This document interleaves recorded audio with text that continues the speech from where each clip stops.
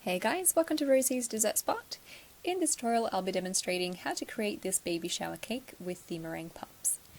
I've used a 6-inch cake for this project and I've applied some buttercream to stick my cake on the cake board, filling in with the same buttercream. The link to the recipe video for the buttercream is in the description box below or in the little eye icon in the corner. I've used 2 cakes in total cut in half, so it's about a 5-inch tall cake. And now creating a crumb coat. This is a thin layer of frosting that goes around the cake just to hide your crumbs and to trap them in.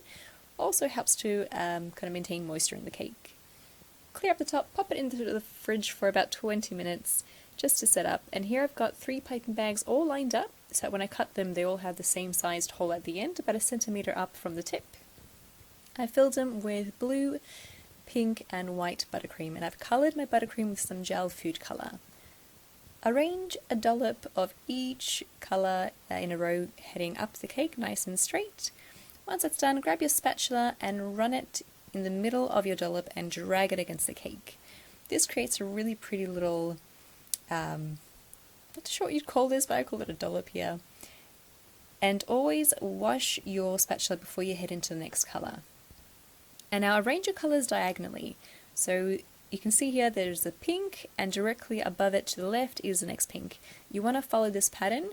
I guess the easiest way to remember how to arrange your colours is to make sure the very bottom row, so just that one row going across, is always alternating. So you have blue, pink, white, and then it will just continue the same up the cake. And as you continue this pattern, you'll notice that the colours are leading diagonally. So all the blues and all the pinks and all the whites, they all line up diagonally. And you want to do this for the whole cake all the way around. I like to press my spatula into the middle before I drag across. It just creates a bit more of a texture in your dollop. If someone has a better name for this, please do comment below. I'm sure there is a proper name for the design here. Once you reach the very end, you'll want to still continue the pattern all the way across until it touches where you began. So I'm making sure now that the next row that I pipe is pretty close to the original line that we started with. And notice how it's touching now. You could leave it at this, or you could pipe another row up against that seam and just leave it like that without brushing it across. I actually quite like the way this looked, kind of blended in alright, so I didn't feel the need to hide the seam. And I just left it at that.